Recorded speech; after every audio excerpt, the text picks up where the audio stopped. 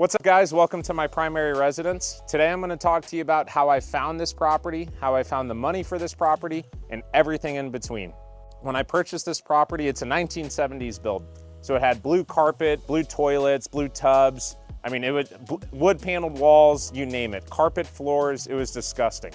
So we completely gutted this house, redid absolutely everything. I'm going to walk you through everything that I did in this property. So starting with the exterior, we really didn't have to do much with this property. We still plan on painting all of the exterior with a whitewash cream color, but we did a little bit of landscaping. You know, when you have brick like this, you really don't have to make it any more modern than this for value. You know, when we do make it more modern, it's really going to be from a cosmetic preference perspective that we do those things. So the plan right now is we're going to do a whitewash brick cream color. We're going to do a cedar wood wrap for these pillars. We're going to do some cedar wood shutters next to the windows. We're going to paint the garage door a really dark gray color. And then we're going to get some new numbers. We're going to get a sconce light here in the front, a new mailbox, and then we'll touch up a few other things with the landscaping, and then we'll call it a day out here. So I found this property on the MLS. My wife and I had been looking for a property for literally 2 years. We had walked other properties that we really liked. We finally found this one and we walked it and we immediately fell in love with it and we knew that we had to have it. This property was listed for $350,000. And what we did is we made an offer with an escalation clause. So for those of you who don't know what an escalation clause is, it allows you to offer higher. Basically, it allows you to offer your max offer. And if they don't get an offer as high as that offer, then your offer will beat any competing offer so long as it doesn't surpass whatever your max offer is at. So our max offer was $360,000. It was listed for $350,000 and no one else made an offer as high as $360,000. So we ended up getting this property for $353,000, which is amazing. We're super excited about that. So if you come with me, I'll show you some of the other finishes that we did in the garage and on the inside. We also plan on either replacing this front door or just painting it, color of our preference, probably a cedar wood color if we can make it look good enough. So as you walk in, these are all engineered hardwood floors. We paid over $6 a square foot for all of the flooring in this house. As you see, we have an open concept in the property as well. When we first purchased this property, there was a giant wall all the way across here. And I'll show you guys in the basement, we knew that this wall was load bearing because our floor joists were perpendicular to this wall. And I'll show you guys what I mean by that downstairs. So what we had to do was we took down the left section of this wall here, and then we needed to basically install some framed pieces of wood to hold up the structure here. Then we were able to knock down the remaining of the plaster on this side. And then we installed the header, and then we were able to get rid of those wood frames that I talked about. So this right here is a header. Whenever you have a load-bearing wall, you can't just knock down that wall without a header, because this header is now the support for this section of the property. So we had to install this header, then we were able to take down this wall. So we have all engineered hardwood floors here. We painted all of the walls with a neutral tone paint. We have modern light fixtures throughout the entire property. As I say time and time again, light fixtures are always areas that I splurge in the property a little bit more. This is going to be a little reading nook area. So we're going to have a bookshelf right there. We'll have some carpet right here. We'll have some comfy couches. It's going to be amazing. Super excited to read all of my books here. This right here, these stairs have always been here, but when we took down this wall, there was another wall that was coming this way. So when we took down all of those walls and opened up this property, we had just basically an empty staircase. So we installed these rails, and now it's an open, exposed staircase, which is really, really nice. Over here, we have the family room. All of these walls here, so this is all brand new drywall. We did have wood paneled walls. We had to get rid of all of that. Again, it's a 1970s build, so we got rid of all of that, installed new drywall. We also installed brand new recessed lighting. So all of these can lights are brand new. I wanted to put a lot of can lights just for preference. I think it looks amazing. But all the can lights are new. Obviously the fan is brand new. We got this wood paneled exposed wood, this fake wood. This is actually from Amazon. Little things like that. I love putting in those little touches just to make the property look that much better. So that's the family room, guys. Over here is the kitchen. These are all custom cabinets. We have quartz countertops, and we really went the extra mile with these cabinets. So these are 42 inches. It's a cream color. They're actually not white. We got the cabinets from a local vendor here in town. We got the countertops from another local vendor here in town. The cabinet hardware is a brass color. That's from Amazon. And then we got brand new stainless appliances. We're actually able to keep this stainless fridge here. So this is the existing fridge that was here when we originally purchased the property. It looks amazing. So we were able to keep that. Over here, we have all brass finishes. This is a custom hood vent, which matches the wood tone color of our base cabinets. We have the exact same tone. We have the exact same wood tone wood finishes here that we have over there in the family room as well. We have a brass gooseneck faucet. We installed backsplash that's flush with the ceiling. So these are all things that we wanted to do in our primary residence. Probably not things that we would do in, an investment property, but because we purchased this really discounted, we had plenty of room to put into the property. So the total rehab for this property was right at about $125,000. I paid for all of that in cash to keep my mortgage expenses low and to keep my monthly liability with this mortgage low as well. I plan to pay off this mortgage later this year to own my property free and clear. Now, a lot of people might say that this is a bad financial decision because why would I do that? I have a low interest rate.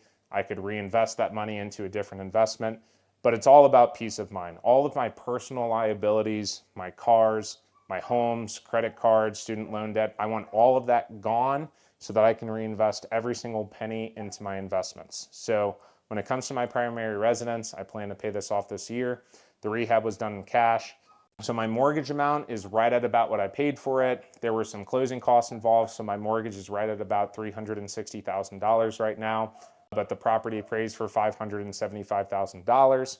So we have right at about 2.25 in equity on this property, only owning it for about 6 months, which is pretty incredible. If you come in here, this is the laundry room. So we have custom shelves that we actually built ourselves and stained in this room. Nice separate laundry room with plenty of space. So we actually took this washer and dryer from our previous property. My wife's dad gifted us with that, so thank you, Kelsey's dad. You come in here, we have a little half bath in here. And in here, typically I do tile in my bathrooms, but I thought it'd be cool to just flush this half bath with the exact same engineered hardwood flooring that we have in the rest of the property. All of the other bathrooms we did do tile. So if you come in here, nothing crazy going on in here, but we do have brand new vanity, brand new toilet. Again, those brass finishes in the light fixture and in the mirror and in the faucet. And it came out really good. We're super happy with it. So we purchased this property with a private money lender. Like I said, we found this straight on the MLS. I was able to talk to my private money lender immediately after I saw the property. He confirmed that he could finance this property. So he funded 100% of the purchase price at $353,000. I came out with the rehab in cash. And then when we refinanced, it was a little bit difficult for me to refinance this property. I couldn't use a DSCR lender. I couldn't use non-QM financing for this one because it's not an investment property. It doesn't produce income. And I don't qualify for conventional mortgages because I don't have a W-2 job. So I was actually able to refinance this property with what's called a bank statement loan. So the lender that I used looked at the past 12 months of bank statements. They look for income, they look for reserves. They basically want to see the money coming into your account and the money coming out of your account for 12 months. And then they qualify you based on the financials of those bank statements. So I was able to qualify for this property with a bank statement loan.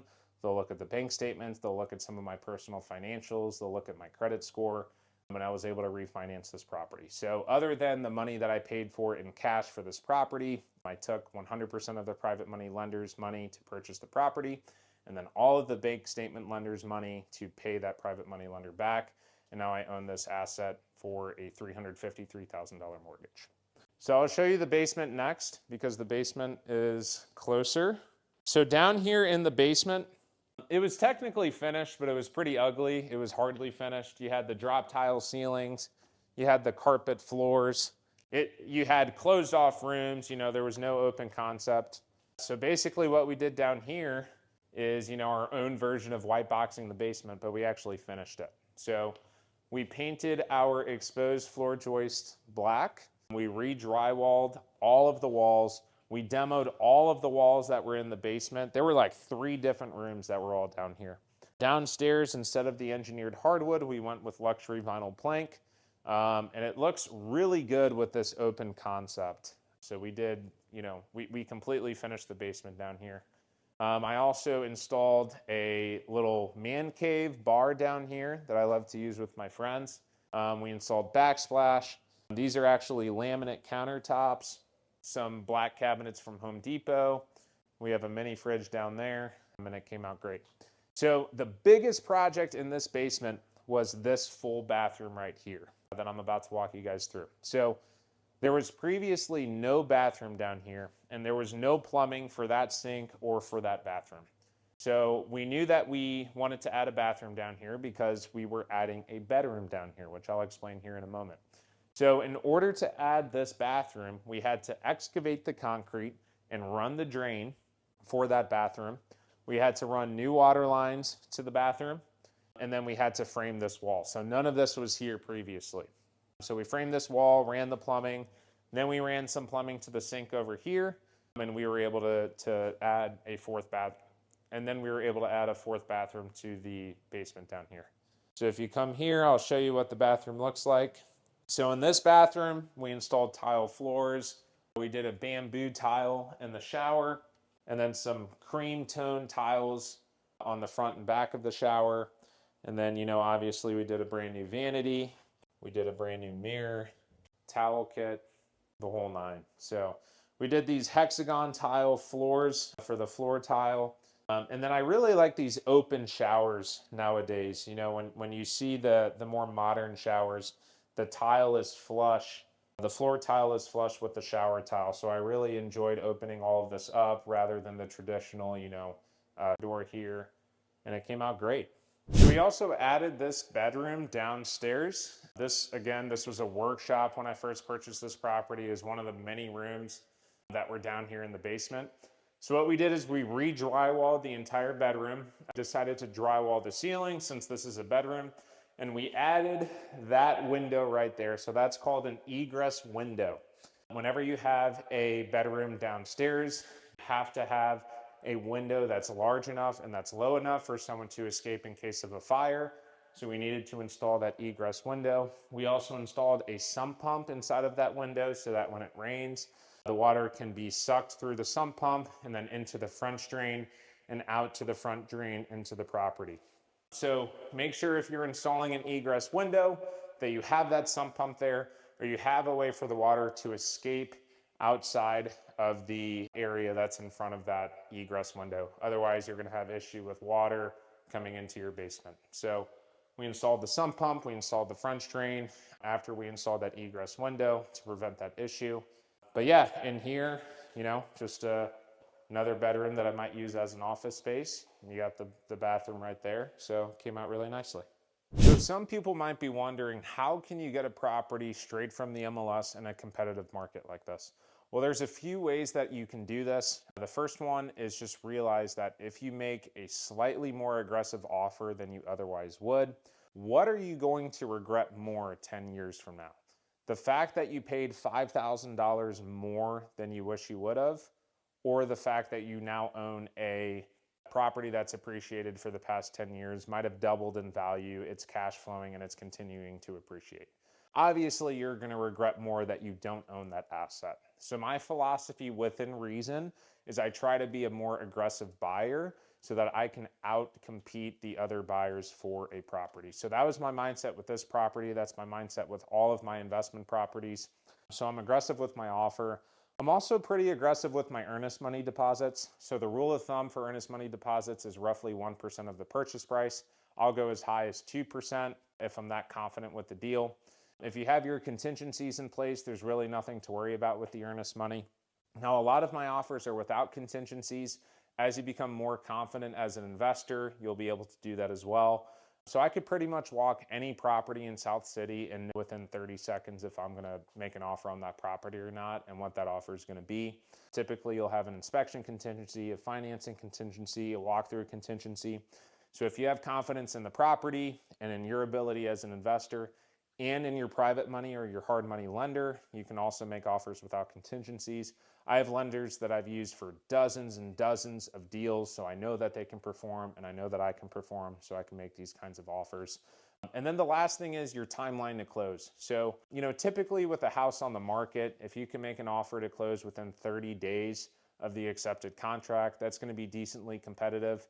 I'll make offers for even 2 to 3 weeks sometimes. And if it's an off-market wholesale deal, it's going to be 2 weeks or less, sometimes even as quick as 10 days for those closings. So the other thing is I am very proactive and I'm very thoughtful about the relationship with the wholesaler or the seller, the person that I'm purchasing that deal from. I don't try to squeeze from that wholesaler. If I can build a relationship with them and they're making good money on the deal, that's a lot more valuable to me than squeezing them out of that money and then they never want to work with me again. So even if I'm paying a little bit more money, but I get to build that relationship with that person, that's invaluable to me. That's especially important with brokers. If you think about the difference between brokers and wholesalers, brokers are going to be primarily for those larger multifamily deals. Guys, there's maybe 10 brokers in all of St. Louis that controls 90% of the real estate. So if you screw up with one of those brokers, there's 10% of your deal flow right there. So building relationships with brokers is absolutely imperative to your success in multifamily real estate. But even with wholesalers, if you find yourself a good wholesaler, there's a lot of crap wholesalers out there. So if you find a good one, make sure you take good care of them and make sure that you perform and you do what you say you're going to do. All right, so now I'm going to show you the bedrooms. So we have 2 smaller bedrooms here, pretty basic finishes. We just did the engineered hardwood throughout both bedrooms. We updated the light fixtures. And here we painted, well, throughout the entire property actually, we painted the trim the same color as the walls, just with a different sheen. So that same natural tone paint that we used for the walls, we did an eggshell tone on the walls, and then we did a semi-gloss tone on the trim, but it's the exact same paint. And then we did dark gray, light black colored doors with matte black door hardware. I think it looks really cool. I'm doing that with all of my investment properties now as well. And then we have a modern black fan in here. This is my little mini office space. This is where I take a lot of my mentee calls. And then we have the closet right here. So pretty basic stuff, pretty simple, but it works really well and it looks really great.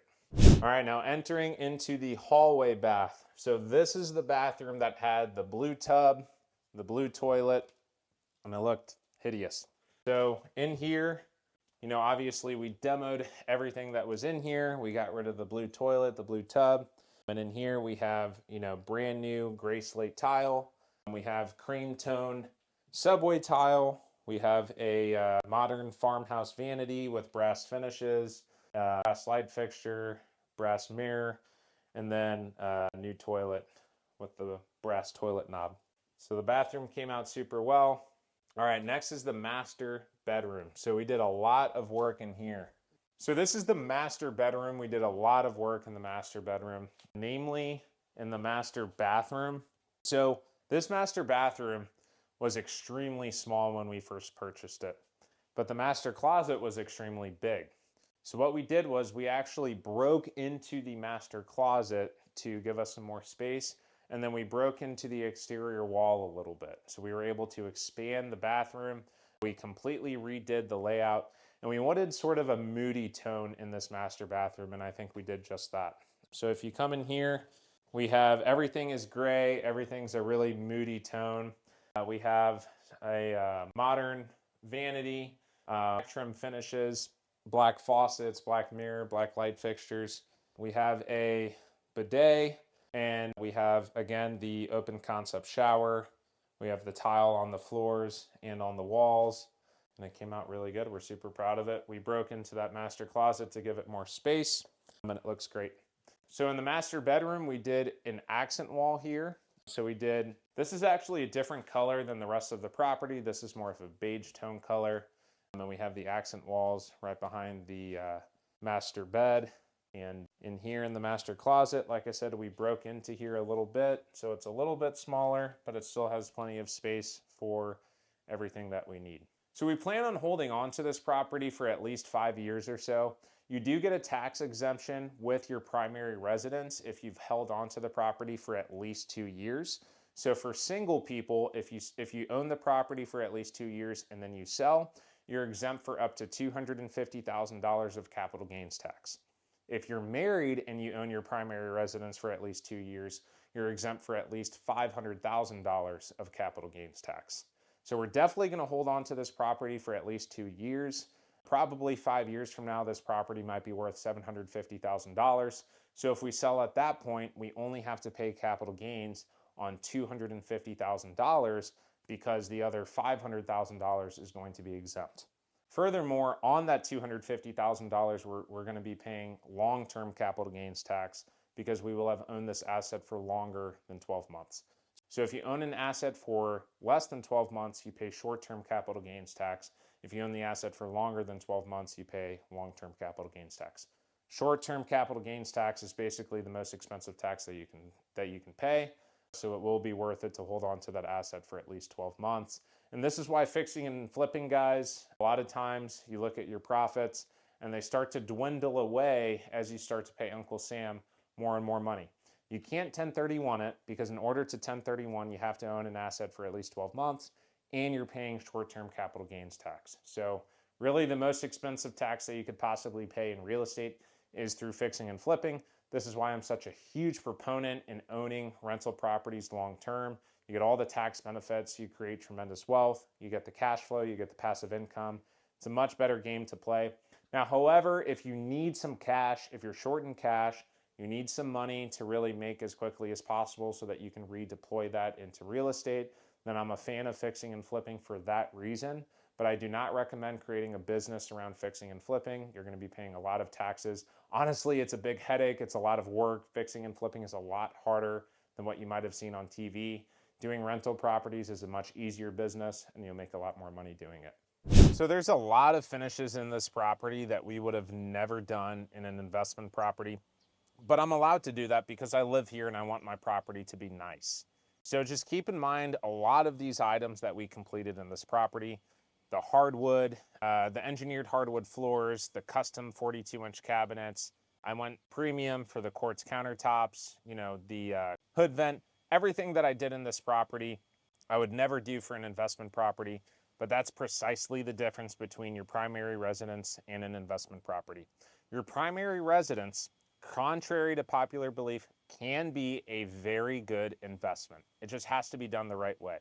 So if you purchase your primary residence like most people, put very little money down, you overpay for a property, you get pre-qualified for a home, and you just make an offer on the most expensive house that you could possibly buy. This is a bad idea for most people. You're not making any money as a result of investing in this property. There's no value add component. It doesn't produce any income. For most people, this is a bad idea. Now, if you're living in the Midwest, housing is a lot more affordable than it is in most other parts of the country. You do get 30-year fixed rate debt. You do get a slightly better interest rate because it's an owner-occupant loan, and banks deem these as less risky than non-owner-occupant homes. So you do get nice terms, but when you're purchasing a property, if you don't have either a value-add component or it's not producing income or anything like that, in most cases, this is probably not going to be a good investment, guys. This is going to be a liability. You're taking money out of your pocket every single month, and you're not paying yourself essentially for this property, right? So in real estate, we want assets. We want income-producing assets that pay us every single month, and the person who gets the most income-producing assets wins. So with this property, obviously there was a huge value add component. I purchased it for $353,000 and today it's worth almost $600,000, right? So there's instant equity there. The other thing that you can do is house hack, right? And I've done this twice in my career, actually technically 3 times. The first time being when I slept on a couch and Airbnb'd my rooms. This is technically house hacking because I was producing income from my property and I was sleeping within that same property. But the other 2 true house hacks that I did, I used an FHA loan. I put 3.5% down on those properties. One of my properties, I have a 3.5% interest rate. So that property I will never pay off. I will never sell it. I will never touch it. Inflation will always be greater. The rate of inflation will always be greater than the rate of my interest. And therefore, I'm literally making money simply by owning that debt on that property. So I will never pay that off. I'll let inflation do its thing with that debt. The other house hack that I did in Fox Park, I have a 5.5% interest rate. Honestly, I feel the exact same way about that loan. I will never pay that off. I will let that go through for the duration of the 30 years and I'll never touch it. So the first property that I purchased, the first house hack that I purchased, the monthly liability after tax and insurance was roughly $1,650, something like that. And the rent that I was receiving was $1,295 plus a $45 utility fee. So I was producing $1,340 per month. I was living in the other unit and my liability was $1,650 a month. So I was living in a $300,000 asset in Benton Park for only $300 a month. I mean, really, really hard to beat that. So even if you're negative, if you're upside down on your house hack, it really depends how negative you are because this could really still be a really great investment for you, even if you're coming out of pocket every month. Because to own that $300,000 asset, I would have been coming out of pocket $1,650 per month, but instead I'm only coming out of pocket $300 per month. And the amount of equity that I'm getting in that property as a result of paying that $300 per month far surpasses the $300 that I'm paying per month because the tenant is really paying for the vast majority of that. My next property was a 6-bed, 2-bath duplex in Fox Park. I still own it today. The liability for that one is $2,800 a month, and I was collecting $1,595 plus a $35 utility fee for that one. So I'm collecting $1,625 in rent for that property, and my liability is roughly $2,800 a month. So again, I'm coming out of pocket $1,200 per month. This asset is worth $425,000 roughly. So I own an asset that's worth, $400,000, but I'm only coming out of pocket roughly $1,000 a month to hold on to this asset. So $1,000 was something I could easily afford. I was getting a huge benefit through that equity growth by house hacking. So again, major benefit here. And then after house hacking and after sleeping on a couch, after putting in that sacrifice, my wife and I decided, we had created financial freedom. We had done all the right things. I had, worked multiple jobs and I owned $13 million in assets at the time. And I had become completely financially free.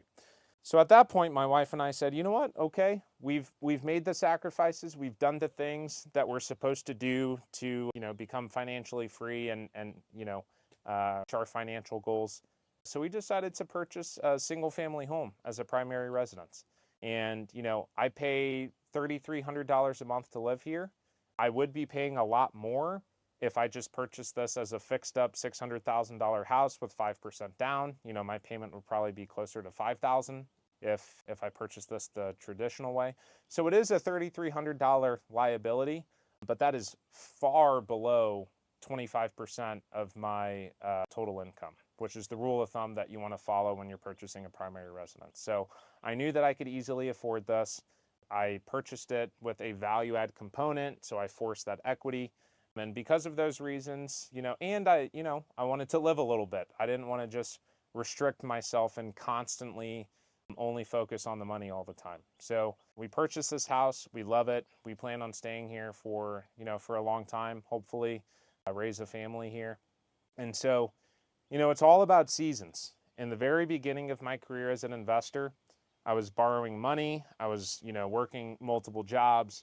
I was taking more risk. I was doing a lot of things that I would never do today because I was in a different season of life. I was in a season of sacrifice. I was in a season of doing whatever it takes.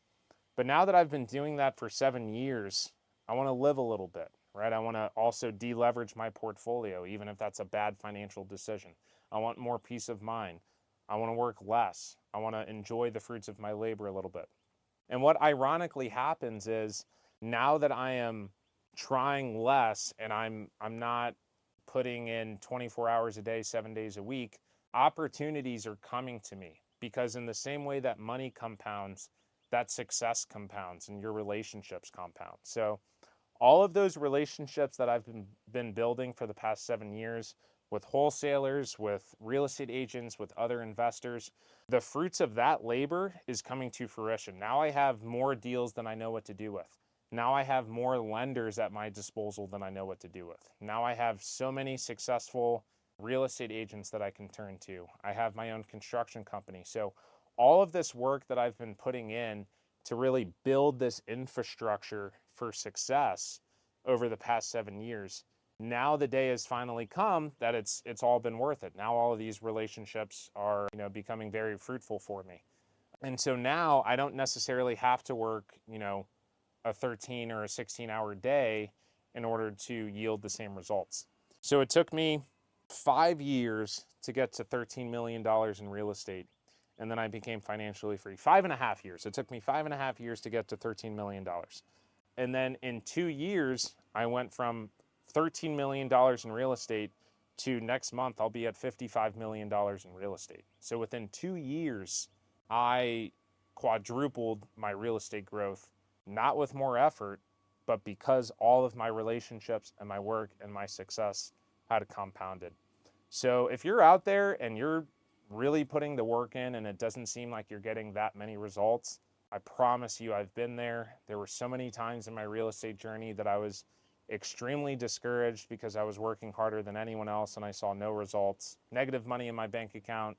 All the things. Contractors taking advantage of me. But looking back, now that I've been doing this for 7 years and I've seen the other side of that, it's so worth it. If you're out there and you're working hard and you're not seeing results, your day will come. Just keep putting in the work, keep doing the things, keep building those relationships, go the extra mile with your work, and your time will come. So really, if I could go back in that 7-year time period, there's a few things that I would have done a little bit differently. Number one, I would have focused on my operations above all else, because I lost more money for sure in the construction management and the property management. So if I would have became an expert at those first, finding the deals, finding the money, and ultimately getting to financial freedom would have been a lot easier. Number two, I spent a lot of time on networking, but honestly, I would have spent probably double or triple the amount of time that I did in networking. It's not how, it's who. The relationships that I've created with investors and brokers and everything else, that is what has ultimately led to my success more than anything. So if I could go back in time, I would have focused on those relationships that much more. I would have added value to as many people as humanly possible, coffee dates, dinner dates, whatever it is, to get my face in front of as many people as possible. And then number three, I would have gone bigger faster. I was always hesitant to get into the larger deals because with larger deals, there's more risk. Now that is still true. I don't think if you're watching this and you've never purchased a deal in your life that you should just go and purchase a 40-unit apartment complex. But I will say, if you understand the principles for the single family homes, the duplexes and the quadplexes, you're probably ready for an 8-unit. You're probably ready for a 20-unit. And then once you can successfully close a smaller multifamily deal, you're probably ready for that 30 or 40 unit. And then you're probably ready for something bigger than that. From a return perspective, there's nothing better than the small multifamily deals and the single family deals. But if you want to scale your net worth and get to financial freedom as quickly as humanly possible, there's nothing like apartment complexes. So those are the three things that I wish I would have done differently.